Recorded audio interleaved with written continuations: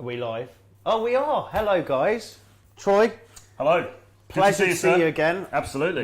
We actually. So for those of you that have been living under a rock, Troy kindly invited me onto his channel, and we did a live stream. And it was cool to finally meet because obviously we've kind of been in the same industry for a long time. Yeah. And for whatever reason, our paths just had never really crossed. But a couple of guys have been saying, "Yeah, how do you not know each other?" Yeah. And it was cool because on that chat we kind of obviously got talking, and I think a lot of similar beliefs kind of came up in the way we've kind of gone through this process and learnt it. But I thought, brilliant opportunity to get you on here, and potentially in the future, I think we'll probably do some collaborations and stuff as well. For sure. Definitely. Charging around the streets in our Halloween outfits. Indeed. But yeah, maybe just first and foremost, because I know you mentioned this I think I asked you on the last live stream, but yeah, maybe just introduce yourself, tell the guys a bit about you. Cheers, man. Thanks for having me on. It's awesome to be here. So I'm Troy Francis. I'm a dating coach. I'm also a writer, and I produce content. So I've written 11 books now about dating, game, dating marketplace, all of that good stuff. I've also coached guys predominantly in day game, actually, in the UK and also some other countries around Europe as well. I've done day game and game in countries all around the world. Hung out with lots of different people who are sort of involved in the industry, etc., etc. And actually, I've been in the space since really the fairly early 2000s. Since around 2005, because 15 years. Mate, I know. You get less for certain crimes, don't you? To be honest, it's a long time, but it's been a good time. It's been a really obviously interesting, kind of enjoyable journey, if you like. But yeah, I mean, I read the game like a lot of people do, and that kind of sucked me into the whole thing. So yeah, was it okay? Just cause, before I forget. So I was intrigued by the story, but people watching will find it interesting. Where does your name Troy Francis actually come from? Yeah, well, no, thanks for that. So for asking that. So Troy Francis is not my real name, and some people are sort of amazed by this. You get these online trolls who are like, "Oh my god, that's not his real name." Like, I personally, I don't think the name somebody uses to front their content, I don't really care. For me, it's about the value of the content they're putting across, But Troy, I was just sorry to interrupt. So I was just going to say the reason we do it, and my name is actually James, but my surname is different. For those of you who might be disappointed, a lot of American guys think my name is just Tusk. Right, one name, one word. But the reason we do it is because we live in, especially in the UK, Australia, US, Canada, in these kind of westernized, I guess, countries, quite forward-thinking countries. It is a slightly dodgy industry to be involved in. We are all above board, but people take the wrong end of the stick, and you're always going to get weird extremist guys who we've seen a lot of in the press who are doing completely the wrong things, and we somehow get tainted with that brush. So that's kind of why, I guess, if any guys are wondering why we have a kind of a stage name. Yeah, absolutely. And I started writing about this stuff. I was doing blogging at the beginning of my coming into this like in a more professional basis, if you like, and I was in a corporate job, so it wasn't appropriate at that time for me to really be doing that kind of content and being in the job. I think people wouldn't have liked it where I was working, so I did want to keep the two things separate. But where the name came from, there's a novel by Thomas Hardy, Far From the Madding Crowd. Thomas Hardy was a famous British novelist. And in Far From the Madding Crowd, there's a character called Sir Francis Troy, who is a soldier.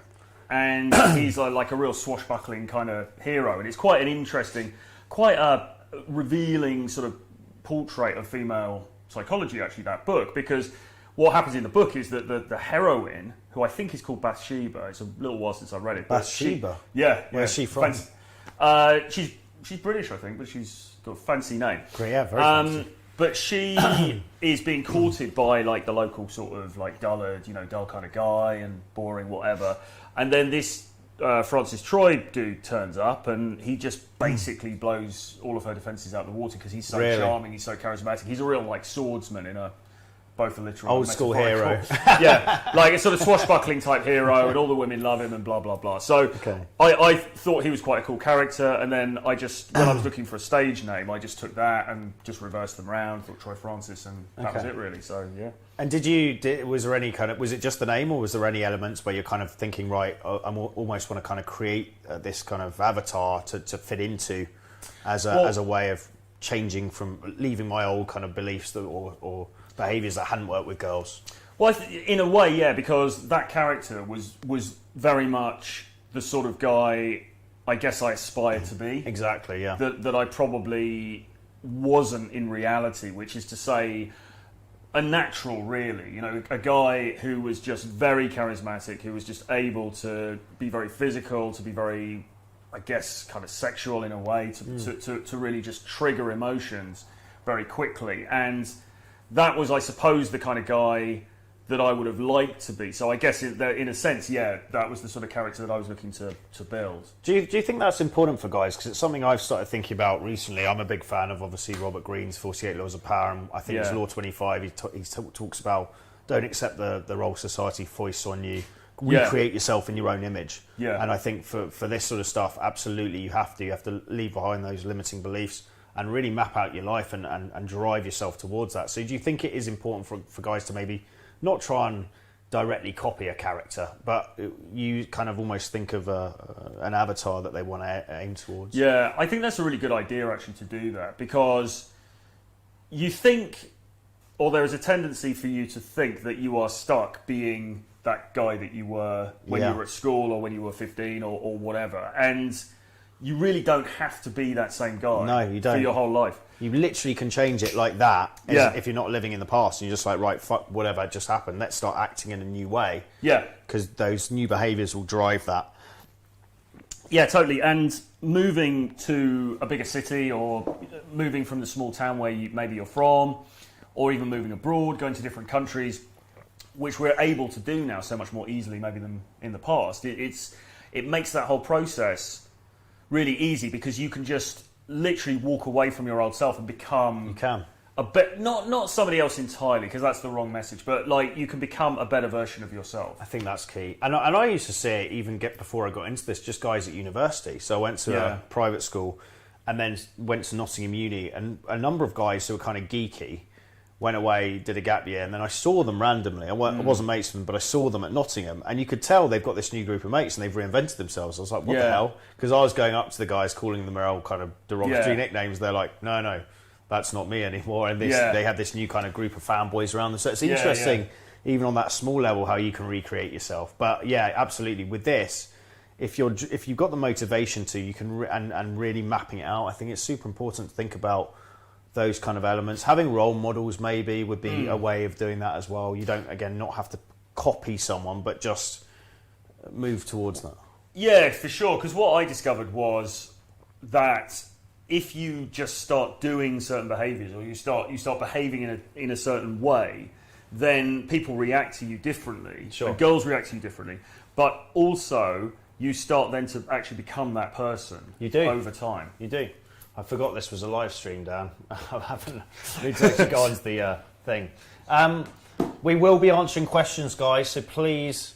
I've now just realised I was getting very caught up in what Troy was saying because it was interesting. But yeah, now we're on. So, guys, please ask away questions. Obviously, priority will go to interesting questions asked towards Troy, or questions where you actually give us a tip. No, I haven't bonked Kezia Noble. Any plans? She's about 15 years too old for me these days, at least. I don't know how old she is, but yeah, I tend to like girls on the younger side, maybe early 20s, mid 20s. So tell us about your kind of development and all that stuff. You mentioned you picked up a copy of the game. Was that kind of where it really started, and what triggered you to do that? Well, the way that it broke down. I mean, I was actually. I count my game journey from around 2005 when I picked up the game. Mm-hmm. However, the truth of the matter is, I was actually out and about meeting girls before that. Okay. And with some success, I might add. I mean, not enormous success, but with some success. Had you seen stuff online, or was it just you thinking, there's a hot girl, I need to work out how to talk to her? No, so what happened was, I was up to 18, 19, up to about 20, I was completely hopeless. I was effectively I was more or less what you might call an incel. You know, I had no... like most men that age, yeah. we're all fucking clueless. Yeah. You had those natural guys who seemed to bang everyone, including the teachers. Yeah, and then everyone else was just like doing nothing. My history was a bit weird because on the one hand, when I was at school, I did actually have some girls who did show me interest. But what I would inevitably do, there would be that certain girl, and she'd be like, oh my God, she's so amazing. And I would just get one-itis, as they call it. Pedestalize. I can't say it. Yeah. Whatever the word is. Yeah. Putting them up here. Stick her on the pedestal. Yeah, that's it. Sort of disregard the others that actually maybe there was some interest, and therefore end up not getting anywhere with anybody. And then I went to Manchester, and I was at university in Manchester, and I got into the club scene, I got into partying, etc., etc. And I had that kind of mindset shift that I was talking about last time when we were on my stream, which a lot of it was brought about, to be honest, by partying, by drinking a lot and doing some other naughty things. And I just started to act differently socially, and girls started to react differently to me. And I ended up getting a pretty cute girlfriend who I was with for a few months, and then we split up, and I was distraught because it was my first kind of like, oh my God, because I pedestalized her as well. Sure. But after that, I got back on the horse, and I was working bars now and meeting different people through that. And this is kind of mid-20s. This is kind of like early 20s. Early 20s. And I thought, right, I'm never going to get into that dry spell again. I'm just gonna whatever it takes. I'm gonna kind of crack this. And so then I was drinking a lot, partying a lot, going to clubs, just meeting different girls. But it was very much spray and pray, the strategy, if you like. Yeah. It was very much just like, right, there's 100 girls at this club. I'm just going to talk to every single one of them, and I don't care how many times I get blown out. I'm going to go for broke. And that's a great way to do it, though, because again, most guys are held back by that fear of rejection. Yeah. And when you do it, especially in a club where people are drunk and no one gives a fuck, Yeah.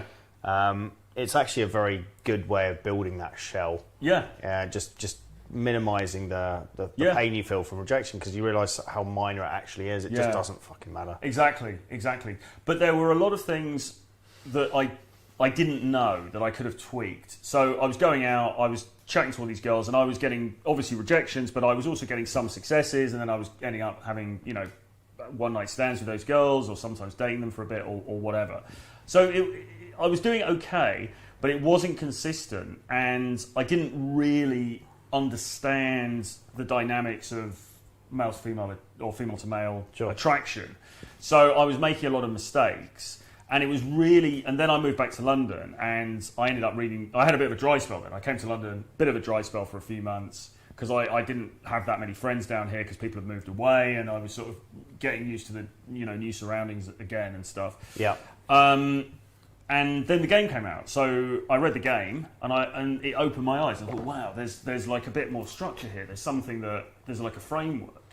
And then I joined the LSS, London Seduction Society, and that was how I got into game as being like something you could study and learn. Okay. And then from that point onwards, it was focused on day game, or how did it kind of pan out? A lot of it in the early days was night game still. Okay, Tiger. Yeah, exactly. It was all Tiger. But the thing was, at that time, a lot of the guys going out from the LSS would go to... You'd meet up in Leicester Square, and then you'd go and talk to girls like in Leicester Square, Pester Square as they used to call it. Pester Square, that's brilliant. But it was always seen as a sort of like just a practice run before you hit the club. So day game hadn't become kind of an actual way of getting girls. Yeah. Okay. And then we'd go to Tiger. And I was also quite into some of the more higher end type clubs. So there's a place... They're always so much better, so much more talent there. So there was a place called Mavida, I think. Mavida, yeah. There was China Whites. You were going to the good places, man. Yeah. So there was some good places. Pangaea, I think. There was Pangaea. Yeah. They're underrated even now though. Like I know Corona's obviously fucked it up a bit, but I was going out with a few mates who work as promoters and going to these private members clubs like Annabelle's. The talent in there is outrageous, but just because you're in the door, again, most guys, doesn't matter how wealthy they are, they're not approaching. But the women are there to be approached because you've all kind of passed that banner of you're all part of the same club. Yeah. And you've got in, and it's just like, fuck me, it's game on if you actually just go for it. I'll tell you, there's something else actually I've noticed. I went to Groucho Club a couple of times. How was that?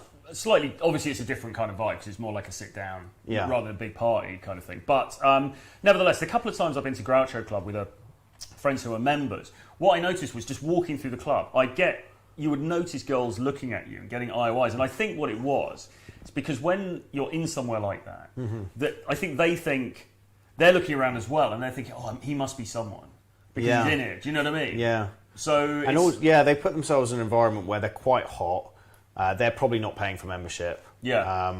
But they're hot enough to kind of get a free membership. So they're obviously striking. But yeah, again, most men in there just aren't approaching. They're going and keep their social circles. I've got a friend, we won't name him. Well, actually, yeah, we can say his name, Pete. I won't say his second name, but he's worked for years as a promoter. Works for Kezia, but I know that guy. Yeah, he's a member of Soho House, which is a brilliant place to go.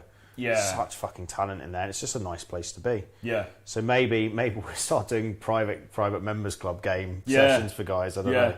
It was a lot of fun though those days and those higher end clubs and stuff. I mean, I really enjoyed it. I was like those kind of places. But then day game, I suppose came. Then day game became more of a thing with daygame.com, and suddenly guys were talking about day game. Because they're obviously good mates with Tom Terrari. How did you kind of meet him in the first place? Did you work with him or did you train with him? Well, no, I didn't actually meet him until really a few years ago when I was actually making content. So I didn't know him back in the day. Because what then happened was I was on the LSS for a bit, then I got a girlfriend and kind of dropped out for a little while of doing active gaming and stuff like that. And then in the interim, Tom Torero, maybe Krauser and some other people, John Matrix, all of those people were sort of becoming prominent. And then when I was single again, suddenly daygame.com were doing all those videos, and it was like the high, the sort of like, you know, that halcyon days of that day game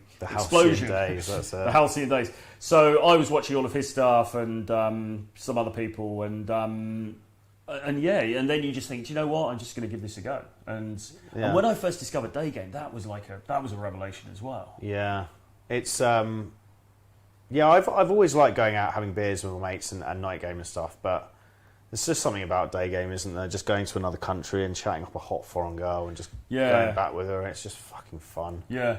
Well, the thing for me, I think, was that when I first realised that you could actually do this, you could actually go up and just talk to someone. It's crazy, isn't it? And then, fucking crazy. And then it was like, because often I would go around London or I go around Manchester or any city, and you'd see all these attractive girls, and you'd think, God, if only she'd have been at the club last night, because then maybe I could have tried talking to her, or if only she'd have been at the bar.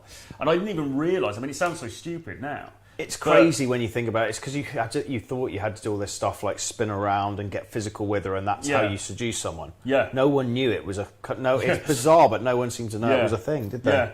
And then when I discovered it was a thing, and you could literally just walk up to them and start a conversation, and that could result in a phone number or an instant date or, you know, whatever. It was like, whoa. And then it almost goes the other way when you're like, well, I could just approach everybody. I mean, you know, and then you get that guilt when you don't approach, and it was, So I went down that whole thing, and I got really heavily involved with that for a long time. So. And fast forward, you're still in this now, which is great to see.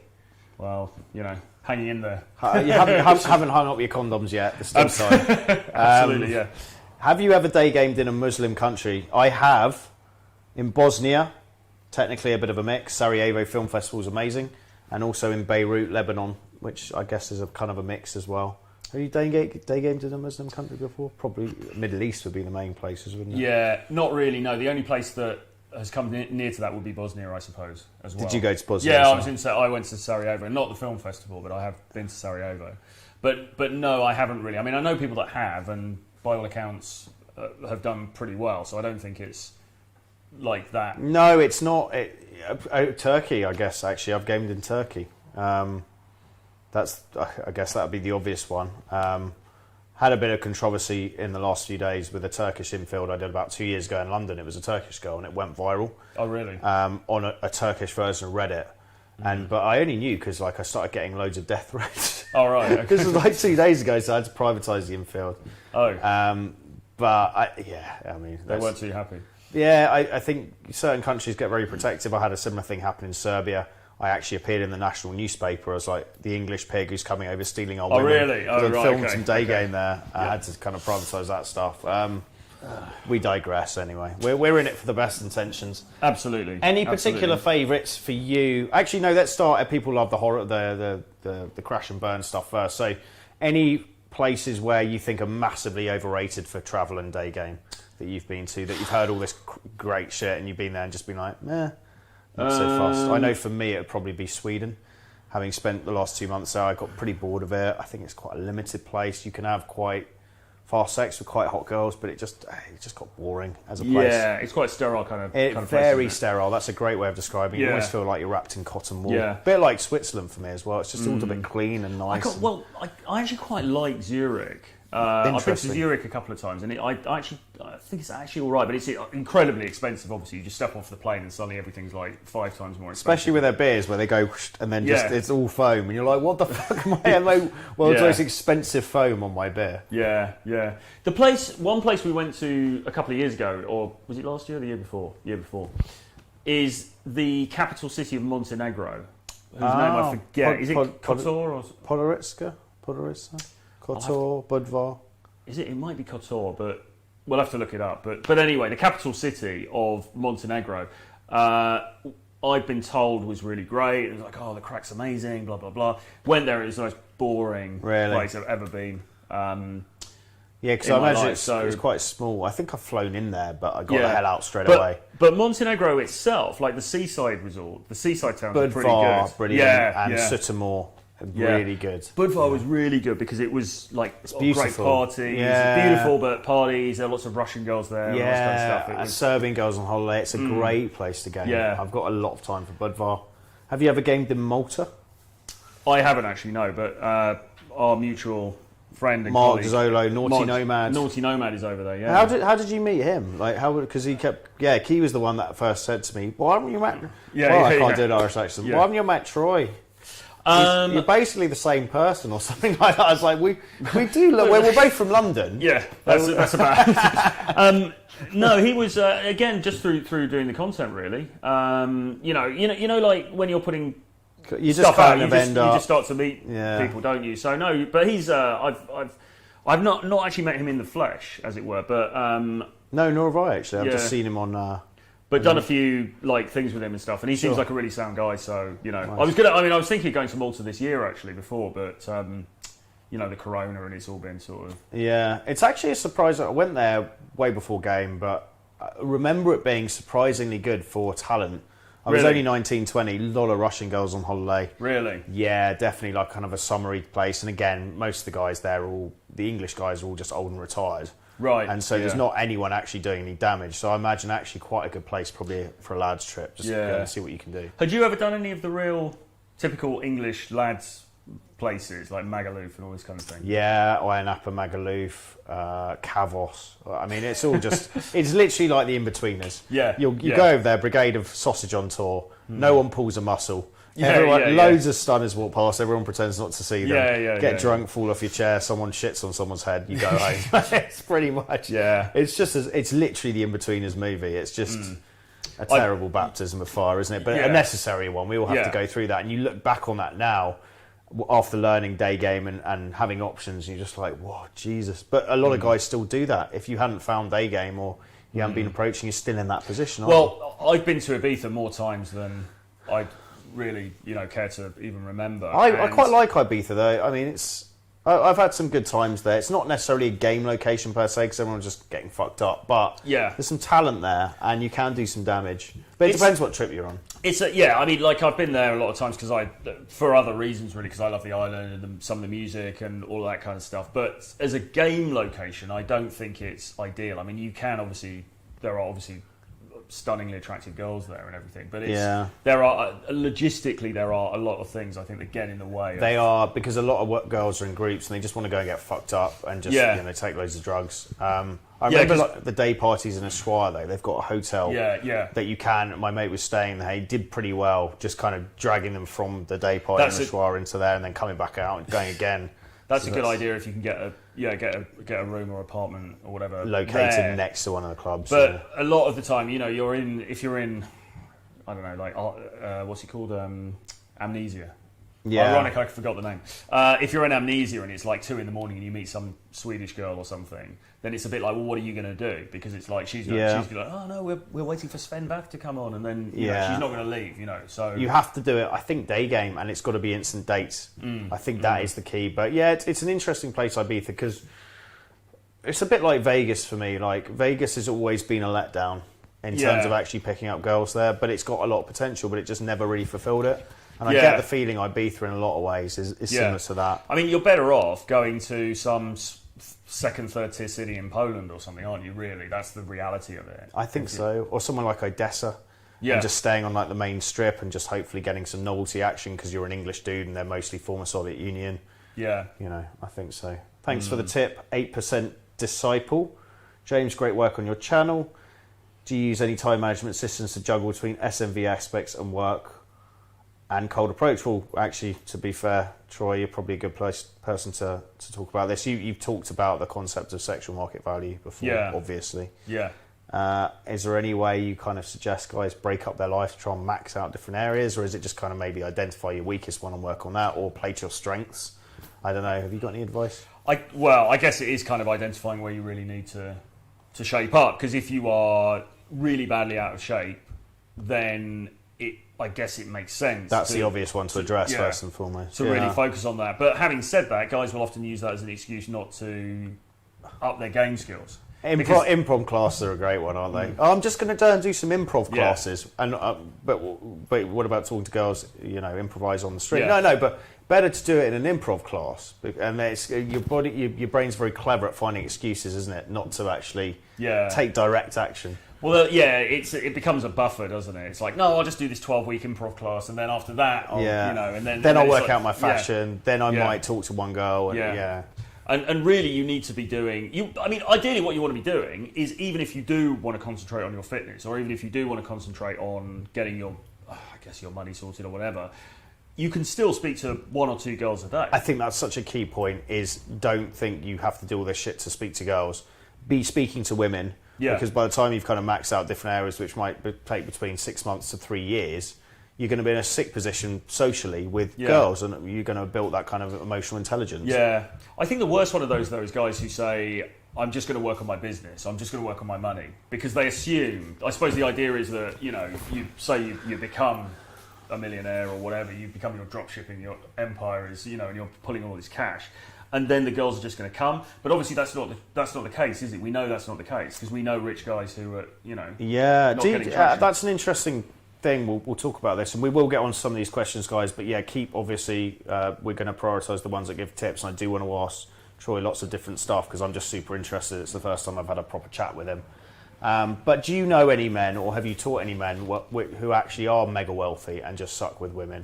Because I do. My opinion is when you get to a certain level of anything, when you become that top 1% of any value add, so you could be the PewDiePie or whatever, PewDiePie, the guy with the most amount of YouTube subscribers, or you could be the Tiddlywink world champion, something ridiculous, or you could be the world's best bodybuilder, or you could be, you know, extremely rich to the point of you're on the verge of a multi-millionaire, billionaire. I think when you hit that upper echelon, actually you do get women because you're in such a powerful niche. But I think there's a big gap between that where actually you can be super wealthy by most people's standards and still suck with girls and not be rich enough to get them, if that makes sense. That's true. Well, I don't know that I've interacted with anybody who is of such a high level that it's just they're automatically getting traction. I mean, the guys that I've probably either known or maybe worked with or come into contact with are probably the more slightly a tier down from that, who've made a lot of money, who are very wealthy, or even just they're really, you know, they're in a, you know, powerful sort of job and they're getting paid a massive salary or whatever.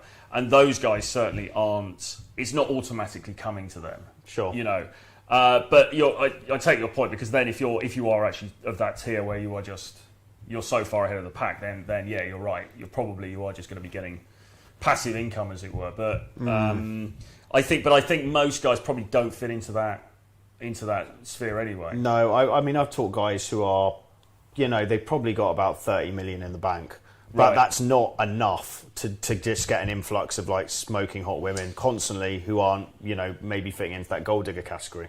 No. So that's still not enough. So, yeah, I'm not sure what the original question was, but I think the key is just, I think in my opinion with the sexual market value thing, you're almost only as strong as your weakest points. So if you're very well dressed and you're in good shape, but you've got zero money, like really like limited on that front, that's going to affect you. Yeah. And if you've got, you know, if you're in amazing shape, but you've got your social skills suck really badly, and you've got massive social anxiety, you're not going to do well. I think you've almost got to average up all of the main elements.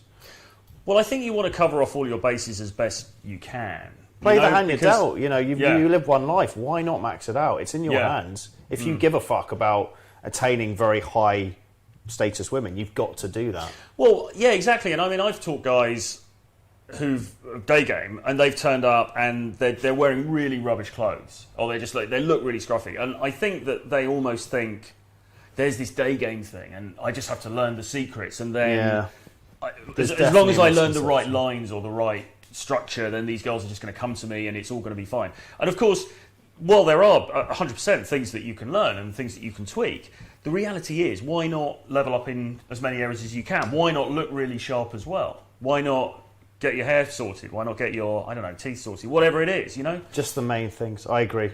We've got a question here. We will prioritise. Thank you, Solid Slate, for your $9.99.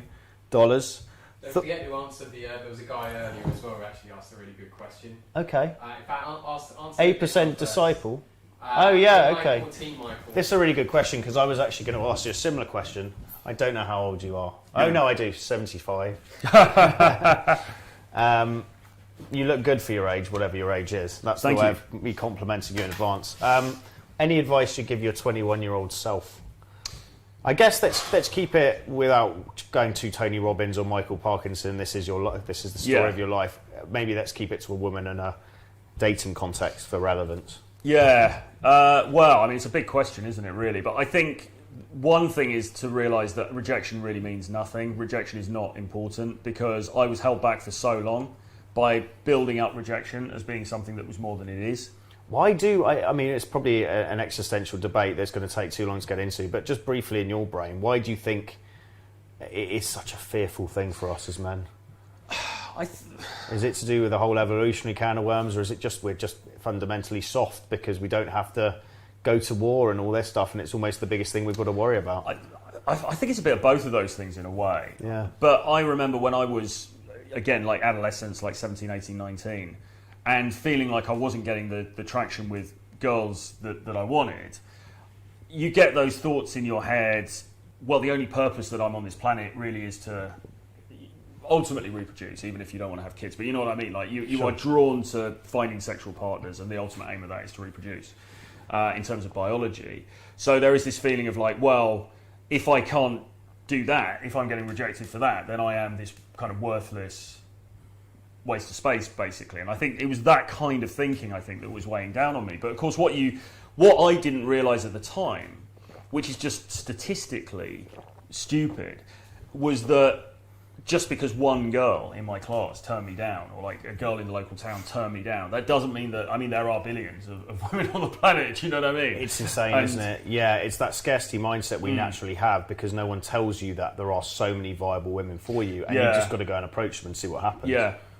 So I think it was a lack of foresight on my part, really, to think that actually, like a rejection, even if you went to a nightclub and there were 150 girls there and you got rejected by all of them, it's still statistically irrelevant. It doesn't matter, you know, because there are so many on the planet. You just got to get out there and find the ones that like you. And it's so true. And I've done this. We're both a big fan of a hilarious story. I remember you talking about using the 60 years of challenge stuff, where we both got carried away with the escalation PDF. If anyone wants them, by the way, send me an email, info@jamestusk.com, include your WhatsApp number. I'll send you all 4 PDFs of 60 years of challenge. They're really good. One's on opening, one's on escalation, one's on sex back at your house, one's on relationships. And it's no nonsense, hands-on shit. It's really good. But we both made the mistake of basically like overemphasizing his sexual tension thing, and we both thought, I think you talked about it as well, you're on a date with a girl where she was really into you, but then you basically just shut up and started staring at her. Yeah, and then trying to build that sexual tension. She's just like, why have you stopped talking? Like, yeah. But it's I had a similar thing as well. But I don't know where I was going with that. Completely forgotten. Oh well, fuck it. 21-year-old self, what would I say? Probably similar to you, which is just get out there. Oh yeah, that was what I was going to say, is playing the numbers game element. I've been there in a club where actually I have got nowhere with 17 women, but I go home with the 18th. Exactly. And it's not necessarily harsh blowouts, but it's just, she's not down. She's not down to fuck. She's not up for it. But you find that girl who's horny and suddenly you take her home and she could be really hot. And you're like, well, hold on a minute, that doesn't make any sense because I've just been rejected 17 times in a row, but now I've banged someone. And you start to really realise it is a numbers game to a large degree. Yeah. When you have those fundamental SMV elements sorted, you look okay, your social skills are okay, you can open girls. Actually, it is a bit of a numbers game. Yeah, sure. Well, Paul Janker, the NYC day game guy, who was on Dr. Phil, wasn't he? Yes, that's right. Yeah. There's a great line in his first book where he says something like, I'm paraphrasing here, but it was something like, the great thing about being a man is that you can get rejected 100 times and then, you can get rejected in the most brutal manner, and then half an hour later you can be in a taxi cab going downtown. Going back with a girl. Yeah, exactly. Going back with a girl. It's so crazy, isn't it? And we've all had those kind of stories where we've been horribly blown out, and then suddenly you get success. And the other way around, where you feel like a rock star, you've had like sex with an amazingly hot girl, you go out on the street and you get blown out by a load of girls you consider way below her, and it just shows the randomness of it all. And not to take it personally. I think that's the big thing. Yeah. Well, it's something between, it's a numbers game, but on the other hand, there are certain things you can. There is skill elements. Yeah, absolutely. I think Terreri talks about it, and he did it in a very wise way, which was, you're going to get those red lights, those girls who are just not up for it. They've got a boyfriend and they just don't like how you look or don't like your personality. You're going to get those green lights who are just into you because they were horny or they just liked how you looked. And then you've got those kind of middle ground ones where the skill element is played, where they're kind of on the fence and they're like, okay, and you've got charm and you've got charisma and you've learned this stuff. Yeah. And that's the girls you convert that would be maybe girls. Yeah, you can definitely turn the dial on those. But, I mean, the ones who are they're just no, then that's... You're better off just walking off and going to talk to And the someone mindset is thinking positive, that I haven't wasted any more time with a girl who's not into me. Yeah. And going back to that Mark Manson article that I read, he was a guy who wrote, guys might know him, The Subtle Art of Not Giving a Fuck, but I sent you an article the other day, which I read, which I thought was really good, called Fuck Yes. And this premise of basically, why on earth would you even be spending a second with a girl that's not as into you as you are into her? And it's such a good point. It's like, fuck me, why am I chasing girls who are just not that into me? Yeah. Find girls that are into me, max out the sexual market value, and that's going to happen. And also you've got to be approaching, obviously. Yeah, exactly. Well, you want that spark, don't you, for want of a better word? You want to meet those girls where it's like, it's on, there's something fun about it, it just all comes together, But you only get that by going out and putting in the numbers. And there's a fear, isn't there, when you first start, just finishing up this 21-year-old self of, I'm never going to find anyone else. Yes. It's based on illogical nonsense, but there are many girls you're going to meet you just gel with. There's just this spark, this chemistry, you kind of DNA matches. Yeah. And you have this incredible time with them, and you just got to filter through and find those girls, because so many guys I know settle for less than they should be. They settle for average, and it's a shitty experience, basically, because you're settling for average. Yeah, exactly. And then you end up, I've been in relationships the same, where you end up resenting the person you're with because you don't really want to be with them. Yeah. But you think, I've got no other options, and that kind of holds you in the relationship. Yeah, definitely. I suppose the other thing, as well, a slightly more philosophical point, is that finding a woman is not in itself going to make you happy. No, it's a great point. Finding a relationship, or even finding multiple women, is not, in itself, is not ultimately good. It's a great thing to do, but it's not ultimately going to make you happy, and you've got to find that deep inside. You've got to find that, it's the Bukowski quote, isn't it? Find what you love and let it kill you. Find something you really enjoy in life that you just, that stops you eating, that you just get in that flow state with. Because if you do start, if you actually do that and figure out what that stuff is instead of trying to avoid it because it's scary. I think Maslow talks about the fear of success. Yeah. People actually avoid the stuff they're really good at because subconsciously they don't want to succeed. It's too much pressure to succeed. It's easy to stay mediocre. But find that shit and do it. And that takes time as well. Yeah. Solid Snake, thoughts on going super direct? A la Mode 1. So I never really read about Mode 1. I know it was a guy called Alan Roger Curry or something like that. Was he basically just talking about going up and saying to girls, "Do you want to bang?" Pretty much, yeah. It's a very simple. Yeah, I mean, certainly cuts out the wheat from the chaff. I mean, you certainly work through it pretty quickly. But I mean, I actually read that book fairly recently because again, it was something I'd heard about a lot, but I never actually sat down and read it, and I did, and it's pretty good. I mean, it's kind of interesting, but I think personally, I don't agree. I wouldn't recommend being quite that sexual. It's almost hoping women are operating on the same level as men, which is very blunt, very direct, and you're going to get the odd masculine girl, probably is, or the odd girl who's just really horny. Yeah. But most women, they need that nuance. They need to be romanced a bit, don't they? Yeah, exactly. I mean, I think going direct is good, and making it pretty obvious through your sub-communication what it is that you're there for, but not verbally going. But not yeah. Hello, let's bang. Yeah, exactly. Okay. Were there any places, just to go back to the topic of the places you rate for day game? Have you got any personal favourites you'd like to share with guys? I know I'm always hoping for new undiscovered spots. I mean, I'm trying to think somewhere undiscovered because that's the holy grail, isn't it? Yeah, I mean it's nonsense. But yeah, you spend a lot of time in Germany. You're a fan of that? Because I'd find it quite. I find Germany quite hard. I always preach on about Germany, Denmark, and Romania being quite tough places. Yeah, I mean, I spent quite a lot of time in Berlin, and I don't think for day game it's particularly. I mean, I wouldn't say it's easy. I wouldn't say it's like a paradise. But having said that, you've got a pretty big population there. I've done enough day game there, and I've been successful at it, so it's okay. But I think it's more of a nighttime city, really. Crazy nights at life, isn't it? Some crazy good clubs like Watergate. Berkay and places like that. Do you speak any German at this? Not really, no. Nice. Probably helps you in a way. I always think, like, I take a lot of guys South America, and actually, when they turn up speaking average okay Spanish or average okay Portuguese, again, they almost talk themselves out of the bone sometimes. When it's game on, they just need to shut the fuck up and make it happen. Yeah. And it filters through the girls who want to speak English because you can't speak any other language. And if you go on a date, there's not really much to talk about. It's just get physical and make it happen. So maybe it's a positive in a way. Yeah, I mean, Budapest's really good. I really like Budapest. I have, I found it tough with the local girls. There, I think there's a lot of kind of pick-up companies operating on there and a lot of guys going out to the same old places. I like the city. It's a cool place. I like those spas. I like the ruined bars. Yes. And the girls are hot. Yeah. But I found I was having more success with tourists over there. I think that's true. I mean, you can certainly rack up the numbers there, though, because I remember being there one time and I did like 35 approaches in a day or something. I mean, so there's a lot of talent. There's a lot of opportunities there. Sure. But you're right. I mean, I don't think none of these places I think are as easy as people or think that, it's not like you can just turn up and be like, oh, I'm British, there you go, sort of thing. I mean, Prague is, and again, I realise I'm talking about pretty obvious places here, but Prague is good, I think. Prague? Okay, that's cool.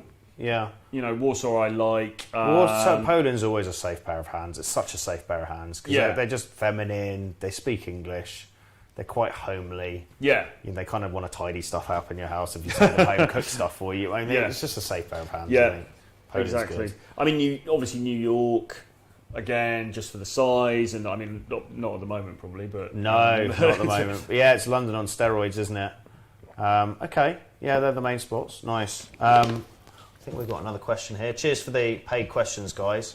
We will get to some more of these, but obviously, Troy's giving a lot of value. How to organise time so you can do all those things with a busy city job? How do you guys organise your week?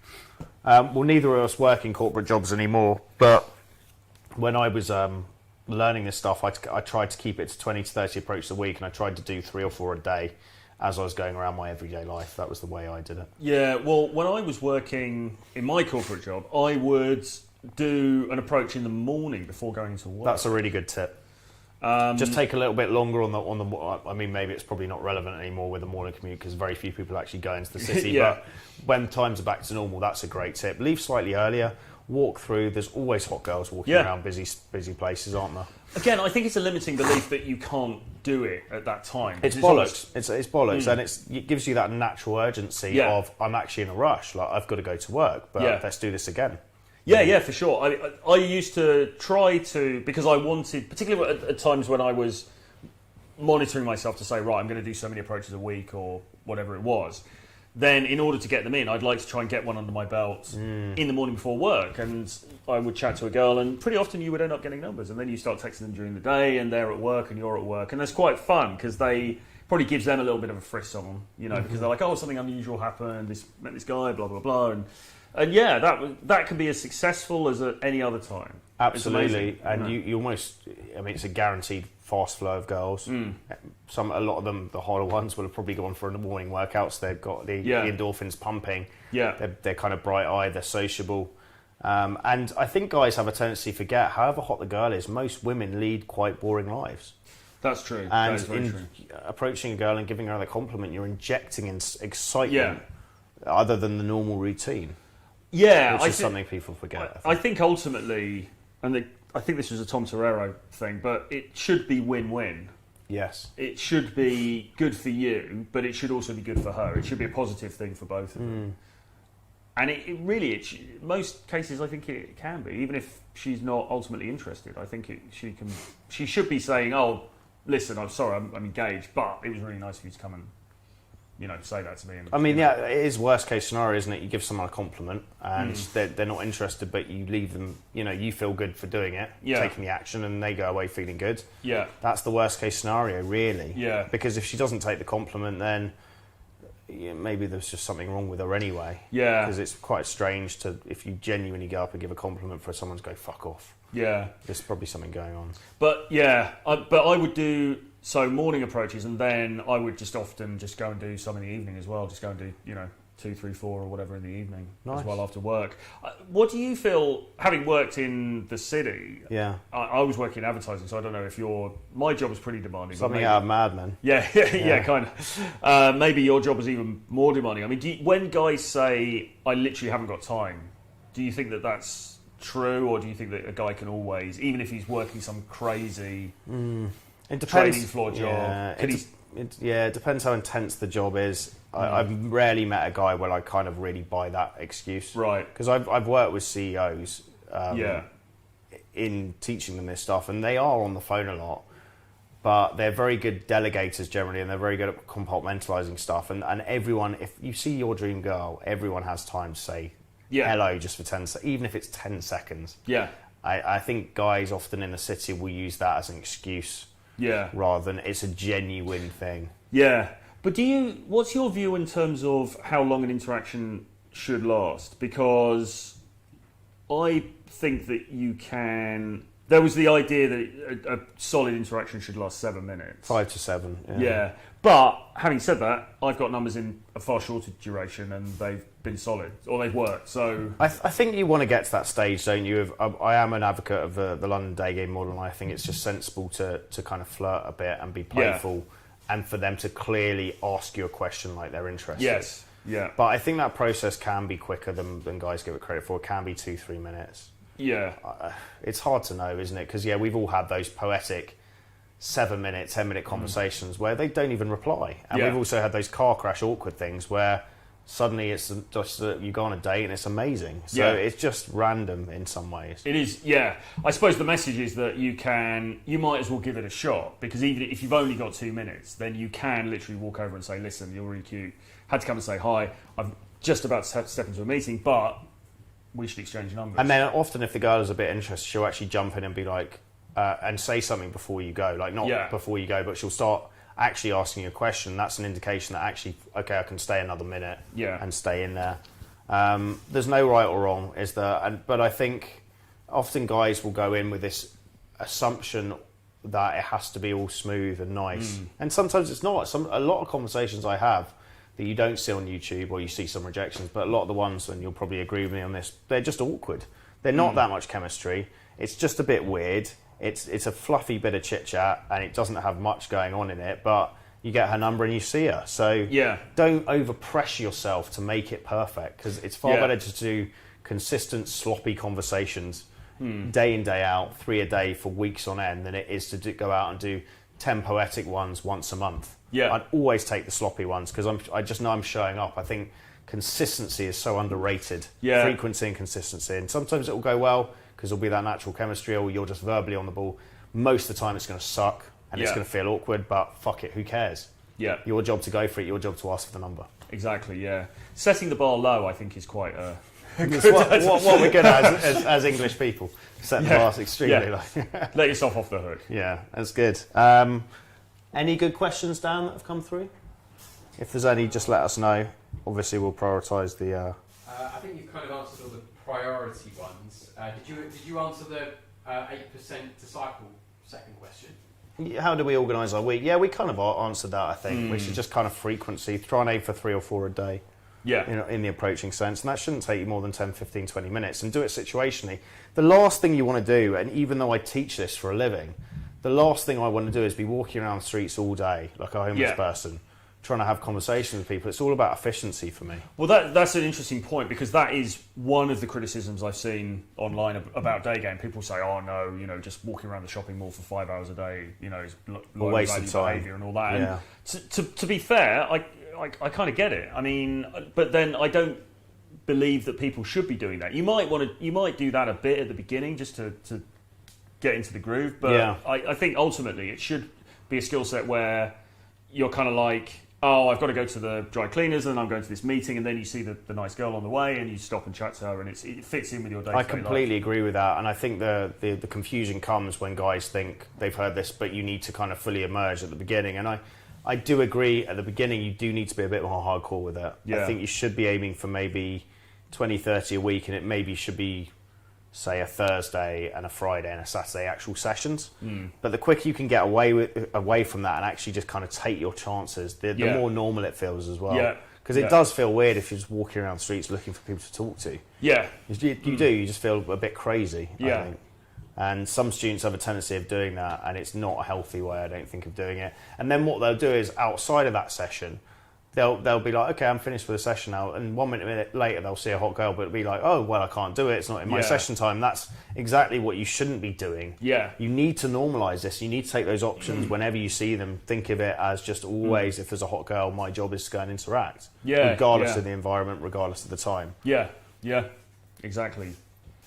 Any tips on how to manage texting multiple women, personalities when starting day game? It gets quite overwhelming with all the numbers.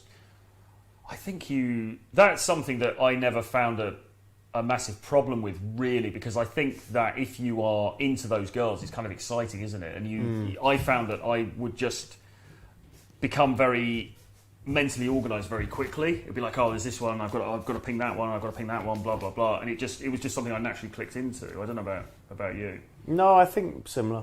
Yeah, it's not something. I mean, some people you can keep notes. I mean, it sounds a bit weird, but you can keep a list, and you can sort of make sure that you're. But I think ultimately, if you're into those girls, it should be on your mind anyway. You'll be thinking, oh, there's that girl that I met on the other day, I should ping her to see if she's around. And it should sort of start to fit into place naturally. I agree. All right, let's have a quick. We're getting a bit of stick for this. As people are saying, oh, it's not a Q&A, it's just an interview. So we'll ask a few questions if there's any good ones. Some of the names of these guys is brilliant. Suleiman the Magnificent. They're doing their hair. Thank you. I'm aware of his work. He comes onto my streams. Mrs. Tusk, that's so funny. James dear, what time are you back from your dinner later? I'm cooking your favourite lamb casserole. That's so good. Oh my good God. What have we got here? Okay, maybe one for you, Troy. Which EU country would you live in if you had to pick a good one for day? That's a two-part question, because if I had to pick an EU country, it would have to be Germany and Berlin specifically, because I've got connections over there, and watch this space, because you never know what's going to happen. But if I had to pick one for the purposes of game, I mean, probably Poland, I suppose. Poland is a good one. Probably Poland, just because it's a very developed place, it's very friendly, there's a lot of great things about Poland, and also you've got lots of cute girls and etc, etc. But it gets bloody cold in the winter. It does, and that's why I escaped to fairer fields. What do you think of Krauser's stuff? He has a book about day game. Do you reckon it's worth a read? What's your general thoughts on his? Not on a personal level, obviously. I don't want to stir up any hornet's nest. I'm not saying you like him or dislike him, but what do you think of his material? I mean, it's very good. I mean, it's really encyclopedic, isn't it? It's very, very... Very analytical. He's a very Yeah. good... He goes very deep with it. Yeah. I think that I'm a big fan of his. He's obviously co-created a lot of stuff that I followed. The London Day Game model here, obviously big influence on that. And yeah, I've met the guy, and we'll have a bit of a laugh together. But I think the only danger with people is, again, it's so easy to just start reading reams of content and not taking action. And the danger with Krauser stuff is it's very engaging, and so you just sit reading stuff and not applying it. Yeah. It's hard to think of anybody who has been so analytical and so in-depth about, specifically, I guess, the art of day game than him. But, so, yeah, I mean, fantastic value, etc. I suppose the only word of caution I would have is that sometimes, and not just with him, but with any figure on the scene, sometimes guys can go almost into a sort of hero worship type thing, where it's like, right, it's got to be, if it's not this person's method, if I'm not following exactly the steps that this person suggests, I'm not doing it correctly. And it's just like, geez, I went through strange stages of that where I'd be doing day game and I'd end up hooking up with a girl from night game, but I'd be like, oh no, so it doesn't count. It doesn't count. I'm cheating on myself. How can I? Yeah. Or like, I didn't want to leave London for a bit because I considered it cheating to go to a foreign country. And you're like, what am I doing? Yeah, exactly. Because you've got to think, in the end, what is the end game that you're looking for? Which is presumably to get nice women into your bed. It doesn't really matter how they arrive there. Day game's just a way of doing that, right? Yeah. Okay. Got a new tip there. Oh, new tip. Michael. That's very nice.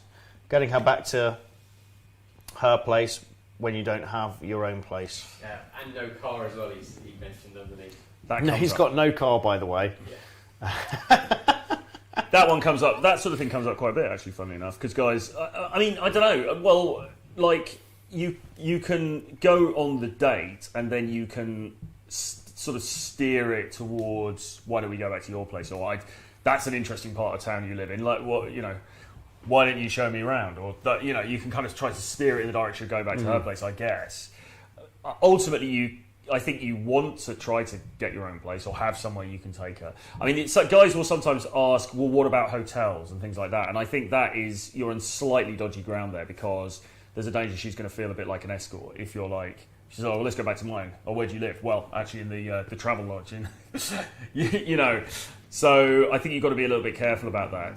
Yeah. Airbnb is maybe slightly different. If you were, depending on your setup and what's going on, say you could potentially rent an Airbnb and say, come back to my place and it's this Airbnb, I guess. I've done that before when my logistics have been fucked. And I recommend guys do it, younger guys, if you've got a bit of money, once a month book an Airbnb for a weekend. Yeah. And then just line up loads of dates and also go out hardcore that weekend and just game and try for instant dates. And that's one way of doing it. That's a good idea, particularly if, say, like in the UK, say you're somebody who lives in a suburban town, and because guys will also say, well, I live in this really small town, what should I do? And it's the answer is usually, well, try and go somewhere bigger and you do that. Yeah. So if it was here, you could rent an Airbnb for the weekend, get some dates set up, go and do a load of day game, and then you've got your base for that weekend, and you can utilise that. Yeah, that's good. And the other thing is just become more adept. I mean, I know a guy who basically had poor logistics for about 2 years, but he just got really adept at pulling girls into hotel toilets. Well, knew what he was doing there. Who said romance is dead? Yeah, that's it. For younger guys where you don't have the money to be going to Airbnbs, then obviously set it up near the girl's place. But the sooner you can move out, the better. Yeah. Or even if you're from a religious family where the culture is, or not religious, but just the culture is to stay at home till a later age. You've just got to start living your own life as your own guy and start, putting money towards an Airbnb or a hotel room occasionally and just getting it done. Yes. Because, you can't, you've got to have logistics. Logistics are so key. Yeah. What would you say to those guys that say, oh, I live in this tiny town with a population of 300 in the Midwest, how do I get good at day game? I mean, do you think the only answer really is you've got to, ultimately, if you really want to get the skill set, you've got to put yourself somewhere better? I think so. I mean, I think life is about circumstance. Again, kind of being that masculine guy, seizing control of your circumstances. Why do you have to stay in that town? Why can't you get a job elsewhere? Because presumably the job opportunities are shit there anyway. Yeah. So it's like, go bigger and better, dream big, move out, move to somewhere more populated. This is a priority, and meeting lots of hot girls is a priority. don't sit in wherever you are complaining about how shit the women are. Yeah. Relocate or build a business online and start traveling. I'm sick and tired of the whiny kind of victim behaviour I get in emails these days, and I've got less and less sympathy for it, because I think if you're at all educated and you're from a war-torn third world country, if something is really a priority, you can do it. Yeah. But it's just easy to sit around and bullshit yourself that you can't do it, isn't it? Because that's what's easy in life. Well, people want a magic silver bullet, but Paul Janker, again, would say to people, if you really want to get good at day game and you want to get great results, move to Manhattan. I mean, it's kind of like you can try to say, oh, are there special tricks I can do in my small town, and what if I keep seeing the same girls and stuff like that. But in the end, you have to accept you're going to get better results in the bigger cities, or at least if not in the bigger cities, like what we do in Europe, going to some of these cities. We would go to cities that are smaller than London, but we have better market value, let's say, in some of those places. So you've got to look at the places that you can get to and optimise them as best as you can. Yeah. But I think just sitting around and the other thing as well is, I think undoubtedly the most attractive women will be attracted to the better places, won't they? I mean, they'll come to London, they'll go to Los Angeles, they'll go to New York, they'll go to even Berlin or like Warsaw. They'll gravitate to where the action is. Very true. We've got a couple more questions here. What do your family members think about your job? My family members don't approve of it at all. They think I'm a glorified pimp, for want of a better term. Do your family have any kind of idea what you do? They do, yeah. I mean, it's one of those things where some of them are on board, some of them are less on board. I try to just not make it a big focus. In terms of family, the Christmas dinner, I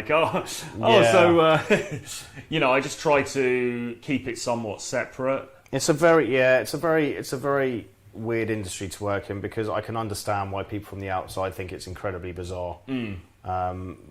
But we're in it for the right reasons. We do enjoy helping guys get better, and it is a kind of a journey for yourself as well, just talking to people and getting over social anxiety a lot of the time. Yeah, absolutely. I mean, I was somebody that came from a background of incredible social anxiety, really low self-esteem.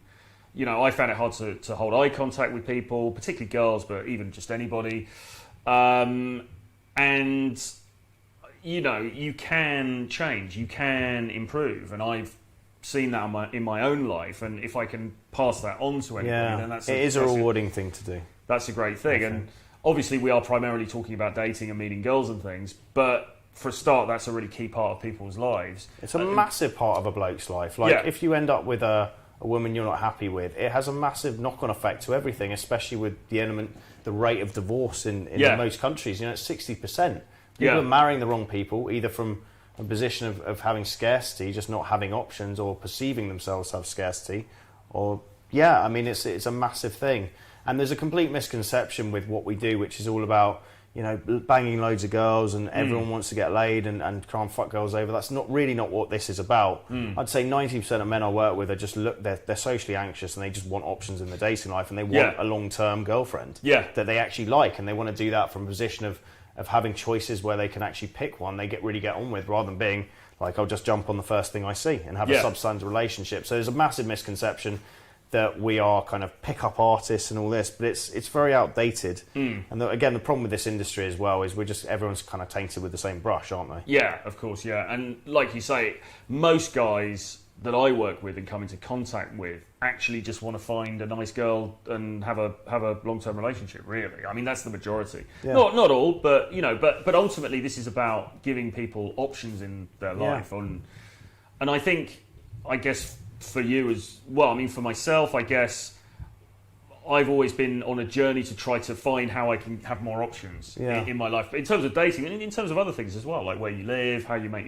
your money, etc. And it's really just sharing what I've learned along the way. I agree. And guys seem to respond well to that. Guys that kind of are looking for other options with their dating life. There's always going to be people that you alienate with any view you have. Yeah. That's just the risk you run. What else we got here? Mr. Bobby T84 asked a question. Oh, that's nice. Just underneath his donation. Before we go for that, Alex Schmidt, any bad experiences with Airbnb owners bringing women back? Not really, no. No. Don't think so. I think as long as you book for 2 people, don't make the mistake of trying to cheapskate them and book for 1. Yeah. It's usually only £15 or £20 for the total stay extra to book for 2 people. Same when you go on booking.com and book a hotel room, always book for 2. It's just a no-brainer because then you don't run into trouble for bringing someone back. I do remember one time, this is not exactly that, I do remember one time I was in Barcelona and this was a girl I'd actually met in London, and then bizarrely we both ended up in Barcelona at the same time for some reason, and I went out for drinks with her, and then it was close but no cigar, and then we went out again a couple of days later, and she was like, she just had that sort of like turnaround. She's like, oh, let's go back to your place. And we went back to my hotel, or it was actually a hostel where I was staying. And the guy on the desk just gave me a load of stuff about like, oh, we're not letting her in and everything. Oh, like that. really? You tend to get that in like places like Colombia, Mexico a fair bit as well. Yeah. So but if I'd have had the foresight to have, like you said, booked for 2 people, almost just as a precautionary measure, it's just so worth it because it costs so little extra to do, and it just shores it up. On that note, before we move on to this question, do you have any kind of spectacular failure stories? Guys love the pain stories and just the kind of... I mean, that's what most of this is. You get rejects a lot more than you get success. So are there any that stand out as you can kind of look back and be like, they're quite funny in hindsight, or just... Well, I mean, there's too many to recount, really, to be honest. I mean, this is the thing. I mean, there are so many... Any horror show dates, like really awkward dates? Maybe you're learning this stuff, or...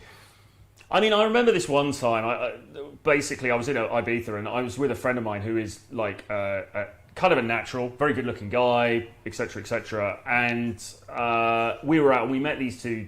I was really good at opening, and then he was just naturally charming, so he would, you do all the hard work. Yeah. Basically, that was kind of it. But we were in one of the clubs. It was actually, I think it was. What do they call Privilege? And we met these 2 girls who were from Texas, but they were like Mexican girls. Okay. And there was a group of them, and we met these 2 girls, and basically I'd like opened them, and the way that I opened them, and this is like a bit of club game, and I don't know if I could still get away with this, but I saw this girl, I got eye contact with her, I took her hand, and I said, "You look Spanish," and she said, "Yeah, I'm Mexican," and I said, "Besame," which is the only word I know, and then she just leaned in and we started making out. Really? Awesome. And then my mate got talking to her friend and blah blah blah, and we were hanging out together. Then we spent the rest of the night in the club together. Then we went down to the beach and we were doing a bit of skinny dipping and all this kind of stuff, and everything was going great. And then we were going to go back to the apartments or the apartment where we were staying, and the whole thing was like, oh, come on girls, we'll all go back and we'll party and everything. And the mistake I think that I made was at that point, I said to my girl, we went back, but I took her into... I said, oh, let's just go in here. And I took her into my my apartment, which was separate to this one. I see, okay. And it was a tactical error, because as soon as we got in, I felt the atmosphere just kind of like... Because obviously then we were on our own in this apartment, and it was just like... the vibe just kind of went. And we were kind of fooling around and stuff, but nothing really happened.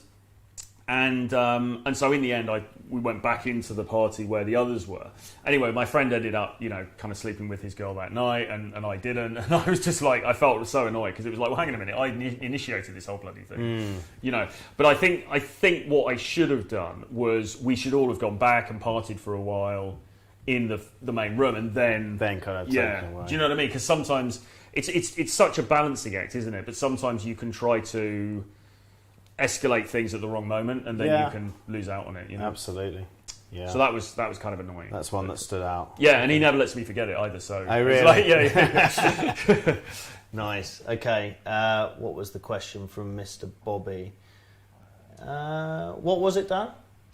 Well, first of all, do you want to just answer this one? As I've seen a guy did actually have his did make a payment. Jim Gaiman openers for Jim. Okay, he's asking, what would you say for openers for stuff in the gym, and does Troy miss Rouge, whatever Rouge is? Well, the gym one always comes up, doesn't it? We talked about this last time on your one, stream. which is basically like to be honest, try not to shit where you eat. If you go to a gym every day and you just know it's going to be awkward if you start hitting on girls, probably better not to. But if there's one girl who seems into you, just giving you eyes and very open to maybe having a conversation, invite her out for a coffee, but be prepared to move gyms if it blows up. Same with dating a girl at your workplace. It's just often not worth the risk when you have all this stuff entrenched on a very kind of insular level when you have to see someone repeatedly. Yeah. You've got to weigh up is it worth it? Yeah, I mean, I was thinking today, because I went to the gym earlier actually, and I've often said, when people ask me this question, I often say, well, yeah, in London, you know, I never see the same people twice, and so it doesn't really matter. But actually, I've realised I do actually see a few of the same people, even in a very busy gym in the centre of a big city. So I think it's a case by case. If you're seeing the same people all the time, I would probably leave it. If it's a bit more like you kind of aren't always seeing the same people and you think maybe you're never going to see her again, then give it a go. But I quite like what you said last time, which is just go up and be very sort of just say hi, really, and just judge gauge her the reaction. Yeah, because you can tell straight away whether she wants to have that conversation. Yeah. And if you are going to foreign countries, I mean, what I often do in places like Colombia is I'll just do free trials or 3-day trials at different gyms all around the same area because I'm staying in quite a central area. Yeah. And then I will just be quite ballsy with the approaching, knowing that I'm moving gyms, so it doesn't really matter. Yeah. So that's something you can try. Thoughts on Roosh? Well, I wrote for his website for a little while. He was I don't know if you're familiar with his work. I am. Is he turned into like a hardcore Christian guy? Yeah, he's hardcore Christian now. Really? He's renounced it all. Really? Yes, and is he married? Is he single? I don't think he's married, but he's just renounced all of the game stuff that he did, and as in sort of backwardsly said I was wrong, or he's just kind of just left it as it was. And no, I think he was saying. I think he said things like, if I could go back, I would do things differently, and maybe not have lived the kind of life that I lived, etc. And he's taken down a lot of his old forum and stuff, because there was a lot of stuff on there about travelling to different locations and meeting. Yeah, he had a load of books called Bang and then The Country, didn't he?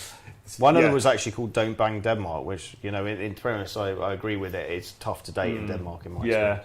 But he was always... I mean, I only knew him online. I met him once, actually, because he came and did a talk in London. And he's a very nice guy, actually. And, you know, I mean, you know, good luck. Everyone's got their own path, really. But I was never, like, hanging out with him or anything particularly, so, you know. Yeah, I never really read his stuff, but there was a lot of hate directed towards him. And he was quite outward in the sense that I think he enjoyed controversy of winding people up. Whether he was actually like that or not, he definitely enjoyed that controversial element of trying to piss people off. He's definitely a controversial character. I mean, I actually enjoyed a lot of his earlier stuff that was about dating and, you know, him going to Poland and different countries. I thought was really good. So, you know, but everyone has their own path, I guess. So there's a question here from Laughing Moustache. Hang on, there was a guy who actually paid. Okay. Mr. Bobby T84. And what did he say? Everyone where I live is wearing masks. How do you approach girls wearing masks? You'll see some content of me and Les actually approaching recently in some stores in London that we've kept anonymous, but you can see that actually it's fine to do. We're keeping our distance, we're wearing masks, the girl's wearing masks, we're going up, giving a compliment, and most of the time she's receptive and we have a conversation, so it's definitely doable.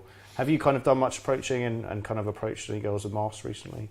Not so much recently, to be honest, but I've worked with students who have been doing it, and it's been fine. It hasn't been a problem. It's a bit like a false objection if someone's on the phone, I think. If hold your distance. We're not saying spread coronavirus around, but if you see a girl you think is cute, go up, hold your distance, just say, hey, I had to come and say hello, you looked interesting. And if she wants to have that conversation, she will. Yeah. And if she doesn't, she won't. It's really that simple. I wouldn't use that as a reason not to approach. Yeah, 100%. Absolutely. Unless they're wearing like a full hazmat suit, so don't talk to me, something like that. Yeah. So I think he's out of date here, potentially. I'm not sure. But is the reason you don't post in field or upload repetitive bits is because your channels will be taken down? So I do post in field stuff, but I obviously keep identities and all that stuff private.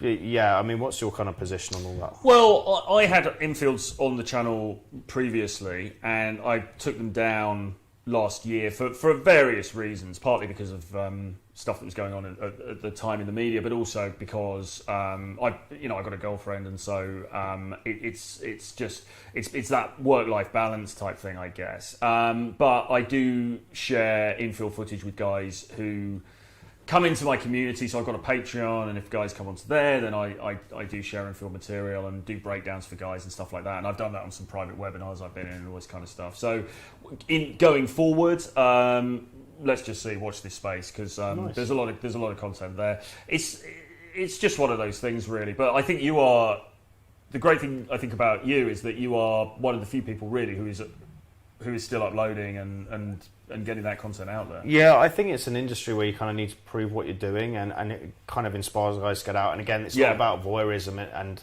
all the girls you see in the thing. It's very much professional, and I separate that. I don't pursue anything with them, and keep them anonymous in the sense you don't know their name, their phone number, where they work, any of that stuff. So it's just to kind of show what we do, and especially the student videos of us taking students out and getting them to basically be sociable is super helpful for guys to put themselves in those shoes.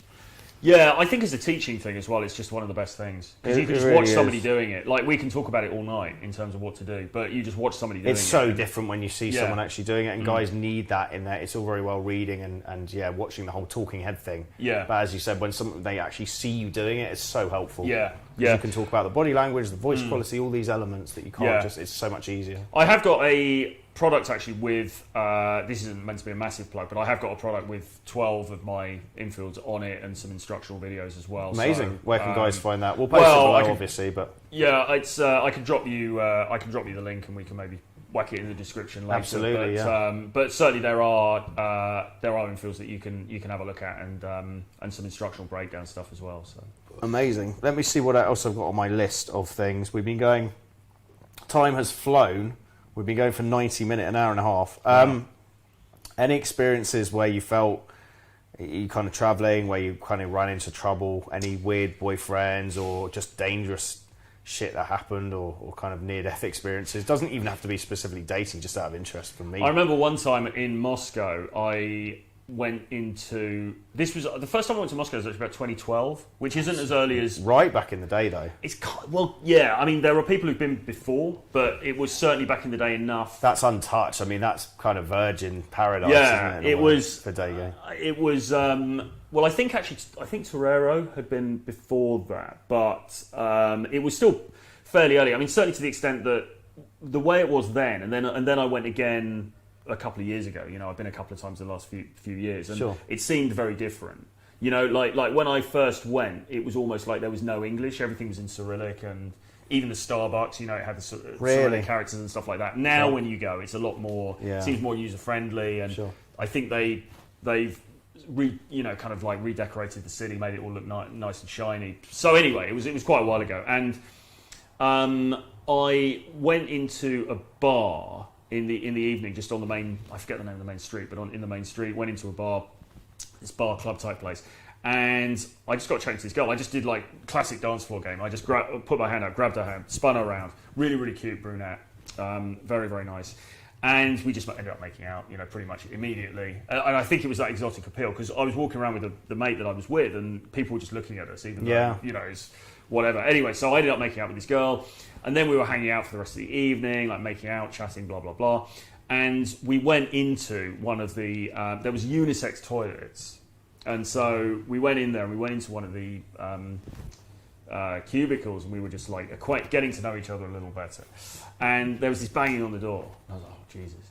And so we opened the door, and there was this like literally like about 7 foot Jesus, no. Bouncer there, and he wasn't looking very impressed. No. And I was like, this is not a good situation. Luckily, though, he just threw me out. He threw both of us out, actually, which was quite funny on the girl. But yeah, it's things like that. I mean, it ended up fine, but it's one of those things. You think you're in a foreign country, it's a place where it's a bit Wild West. Yeah.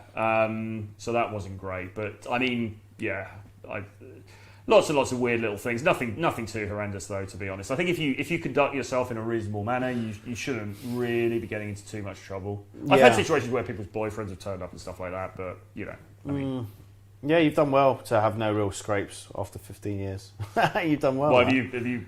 There's been a few things here and there, but I think it just comes with the territory. I think when you put yourselves in places, not mainstream places where you really do stand out, that you're always risking a bit. There was one incident in Colombia where, I was talking to the wrong guy and a guy pulled out a gun and pulled the trigger, and the gun didn't work, but I just fucking sprinted back. Yeah, that's mental.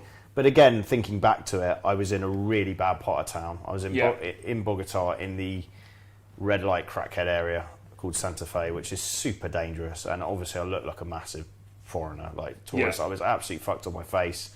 I was in a dodgy bar chatting up girls I shouldn't have been talking to. I kind of had it all coming. Like, you put yourselves in these circumstances. I've only got myself to blame. Yeah.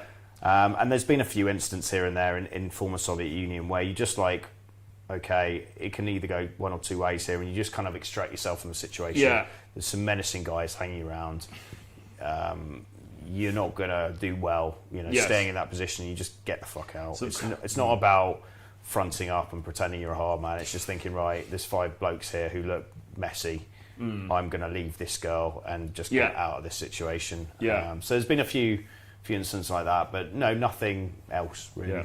That's a great story though, man. I mean, that's lucky to get out of that one alive. But another guy, of course, who's good for this stuff is Mark Zollo, who's just had some crazy stories. Because I mean, for him, he's going to like, we're in Mogadishu, and like, he's in fucking so Naughty Nomad, the guy who's got a very good blog. I definitely recommend. It's one of the best blogs for kind of finding advice about different cities if you're planning to travel. But I remember him saying that the reason he started going on a crazy thing where he wanted to explore all 200 countries was he thought he had HIV, and then the test came back and it was negative.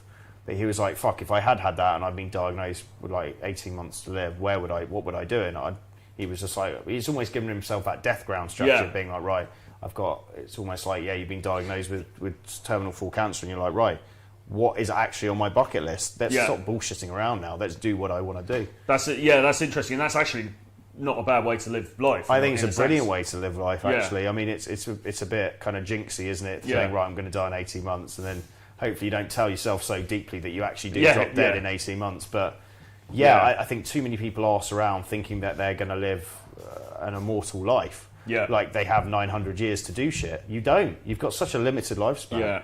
And it's so easy, isn't it, to get caught up in a routine in a big city like London and just the same stuff, and you turn back a year later and you're like, what have I actually done? Yeah. And I'm a year older, so I think time is a massive thing to keep in your brain about how quick it will go. But he's got some crazy stories. I mean, like, was there any that stood out? Well, I mean, just I don't know, going to like Syria and stuff like this. I mean, he's like properly into going to like war zones and like turning up dressed as a pirate and trying to like, what's the crack? I mean, just is it just for jokes? Just for jokes, yeah. Because I said to him, in Ukraine, is it Dnipro or the war zone area? Have you ever been? I've been to Kharkov, which isn't too far away, but I know what you mean. Donetsk. Yeah. You know the bit where on the government website it says we don't advise travel to here because it's in the war zone. And it was all the Russians dressed up as pretending they weren't Russian. Yeah. But I said to him, would you, because I've met girls from there before actually, and you kind of think, what would be, and for him that would be like child's play. Do you know what I mean? He'd be like, that wouldn't, Doesn't wouldn't even, that would just be like, whatever, Yeah, like, that's fascinating. Yeah. Have you ever read his book? I read the pirate book, yeah. He calls How to Be a Mexican Pirate or something. And it's just a load of travel stories? Load of stories, yeah. I mean, there's one story where he ends up having sex with a crack-addicted, hunchbacked woman by mistake because he feels it's rude not to. By mistake? I mean, just some, and there's a lot of guns being pulled and all this kind of stuff. It's a shame I never crossed paths with him when he was kind of charging around, because I think now he's settled down, he's got a wife, and he's in Malta, isn't he? Well, I don't know if he's married, but I think he's certainly more settled down, I think, than he was. I think he's got business. His days of charging around, gallivanting around are over by the sound of it. It's a shame. Yeah. But we should hit Malta, though. We should go and have a beer with him in Malta, and go to the pub that Oliver Reed, when he was filming Gladiator. Oh, was that? Yeah, he died during the filming of Gladiator because he was a massive alcoholic throughout his entire life, but basically he challenged a load of British Navy sailors, 20 of them, to a drinking competition when they disembarked in Malta during filming at a break in Gladiator, and he beat them all beat them all in an arm wrestle, won all in a row, and then beat them in a drinking competition, died. Just called it a day. What a way to go out. Yeah, but there's a pub there we should visit in his honour and have a pint. Yeah. Let me just. We've been going for ages. I apologise for this running over, man. Not at all. You've got somewhere to be. Just some good questions to ask you. So, any particular London bars you recommend? Just not even from Hiccup, just cool places that you like. Tiger. Tiger. You can't beat it, can you? Zoo Bar. That was another one. Yeah. Ruby Blue. No, I mean, places that are good. I mean, like... Do you like pubs? Do you like cocktail bars? Just if you're a normal life. I quite like. I tend to prefer like type kind of bar type places. I mean, a place that I used to go a lot. I haven't been for a while. Is the bar at the W Hotel. I used to go on dates. In Leicester Square. Yeah, and actually, the only problem with that was you'd say to the girl, "Meet me in Leicester Square," and she'd be like, "What? That sounds a bit shit," you know. But actually, then you go up to the W Hotel, and the bar there was really nice. There's a few places in Soho. There's a place called Milroy's, I think it's called, and that's got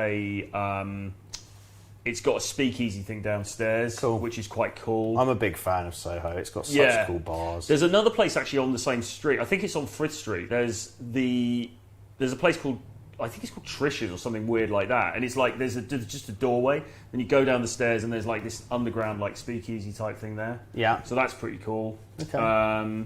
Lots of places really. I quite like the hotel bars. I quite like hotel bars. They're actually massively underrated for hot girls, aren't they? In the high quality bars, the kind of more expensive ones, you often get absolute stunners. Yeah. Being bored, no one's talking to them, no one goes in there to think there's going to be hot girls. Yeah. And it's if you can go in and out of a few of those, you can do some real damage. Yeah, for sure. Tipple of choice. Well, I'm on the wagon, guys, I'm afraid. Okay. So I tend a green tea. A green tea.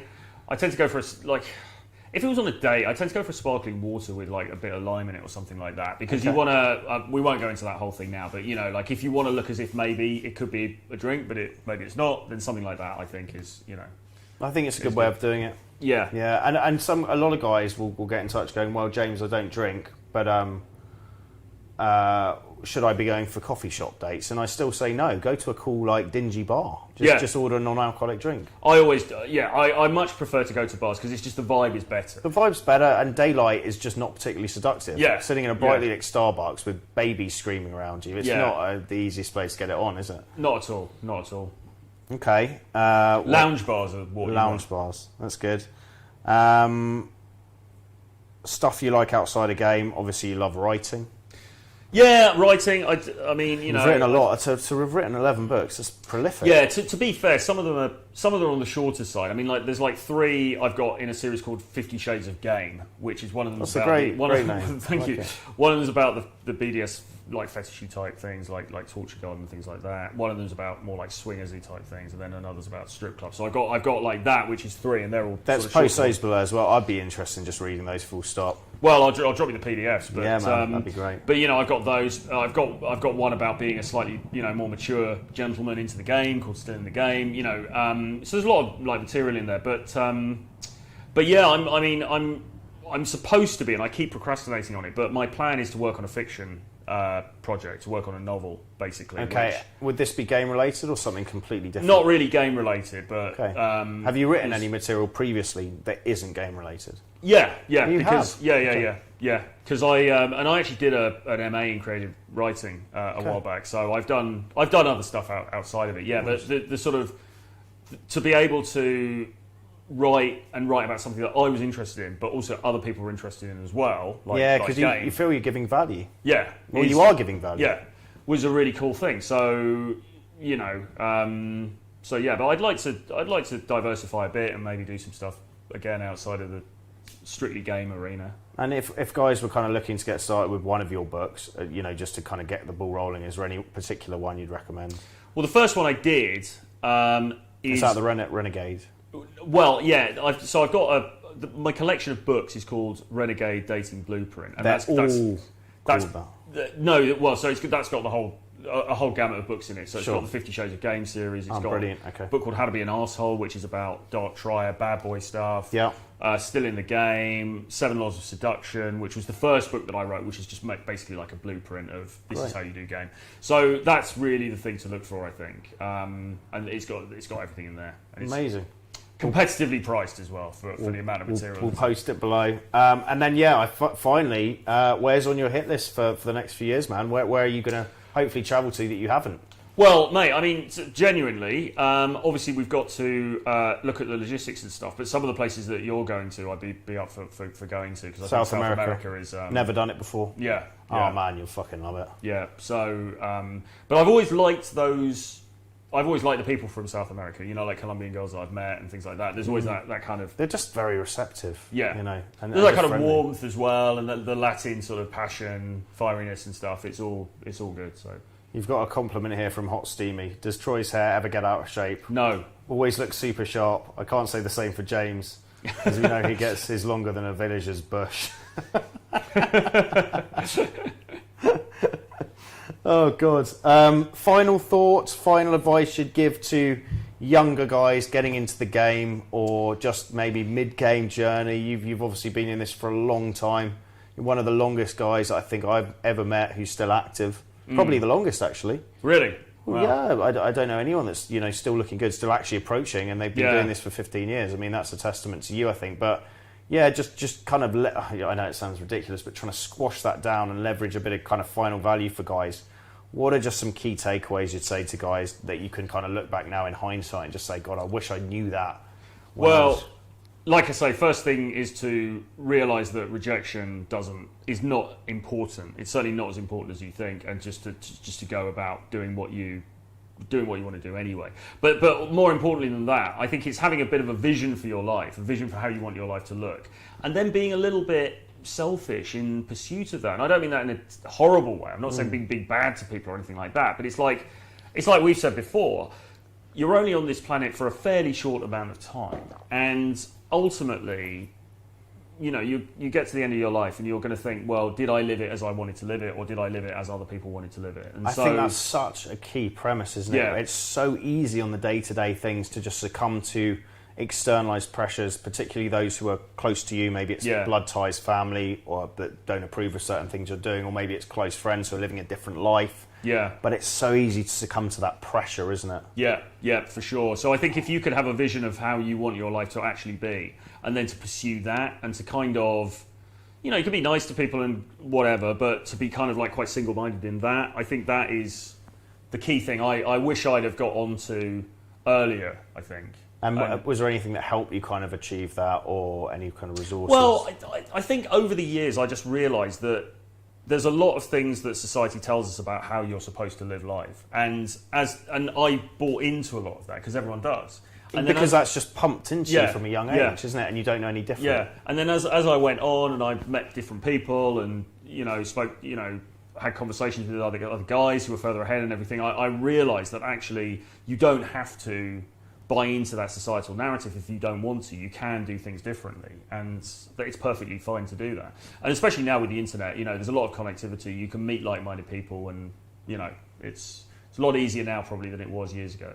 That's a great bit of advice. Yeah, I think don't be afraid to kind of shed your skin, in the sense that you grow up a certain way and you're going to have a group of mates, and it doesn't mean you can't be mates with them, but often getting into this and kind of self-development, you're going to have to find new people to resonate with. Yeah. Because those original crowd, we've all tried to do it where we kind of like foisting the rational well and the game stuff onto them. They don't want to hear. They're living different lives. They were mates with you for a different purpose in the beginning. Yeah. This is a new chapter in your life. You can't expect them to step through that door with you. Doesn't mean you have to disregard them, but they are still mates, but you've got to compartmentalise them and just think, right, who are some guys who are kind of in the same position as me, that want to travel, that want to date lots of women, that want to live a life on their terms, and start, finding guys of that nature and resonate with them. And I think that's why guys will watch you and will watch me, because that's what they're kind of hoping to achieve. They're like, oh yeah, he's kind of doing actually what I kind of want to do. Yeah, and that's a good point, because actually it was through YouTube and watching some other content creators and watching what they were doing that was a big inspiration for me, because you're like, wow, actually... There's other guys doing this. I'm not the fucking only weirdo in the village with the long hair that looks like a villager's bush. Have you seen the new Borat film yet? On that I'm halfway through it. Have you watched it? Yeah. Fuck Yeah, me, that scene where they do the dad and daughter dance. Yeah. I mean, I quite like pushing the old social freedom stuff, but even some of those scenes to film, can you imagine it? Yeah. Brilliant. Very good. Are there any, on that final note, are there any kind of movies you recommend guys watch? Doesn't have to be game, just anything you particularly like. Well, I mean, like I like a lot of the old 70s stuff, like Taxi Driver, classic. Robert And there's De a Niro. great bit of day game in that when he walks into the office and chats up the woman. And I mean, Joker obviously was genius. Fight. I mean, I'm going to say a lot The of new fictional Joker, stuff. so the new one. The with new one. Joaquin the new Phoenix. One. Yeah. Any game movies you think guys can learn from? Guys always bound around the same nonsense ideas, like Vicky Cristina Barcelona, which I think is a bit dry. Mad Men, I guess the alpha male character is quite a good one to look at. Don Draper. Are there any kind of other game things? That Some of the ones I haven't even seen Swingers, or I don't even. If I have seen it, I don't really remember. Dirk Diggler. Is that Mark Wahlberg? I don't know, but that's one people always talk about. And then there's a few like almost specifically related game ones. Yeah. And I haven't really engaged with them that much, so I don't really. I mean, if you want to see it. This is going to sound horrendous now. I mean, like something like Wolf of Wall Street is good just because or something even like American Psycho is interesting just because you can see those sort of like bad boy dark, well, very bad boy in the case of American Psycho, but you can see those sort of dark triad characters.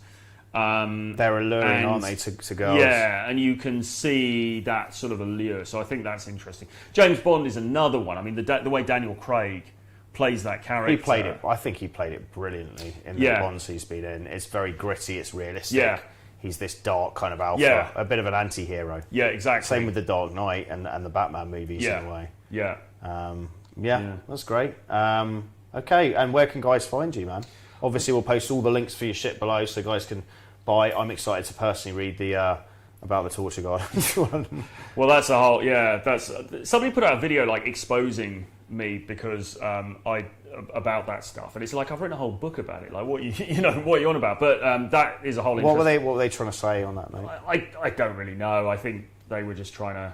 It was just a shaming tactic, I suppose. But actually, those clubs in London, I mean, like there was a queue around the building of like incredibly attractive young women, basically just wearing underwear. Oh, I've been to some crazy events where it's not a day game, but you have crazy experiences, and you're like, this is just amazing. It's about living life. There's no set plan. Life is just a series of experiments. Yeah. Just because we teach day game and we preach on about being the best way to meet women doesn't make it the only way. Yeah. And doesn't mean you're cheating on the whole thing by meeting women in different contexts. Yeah, I mean, completely. It's just,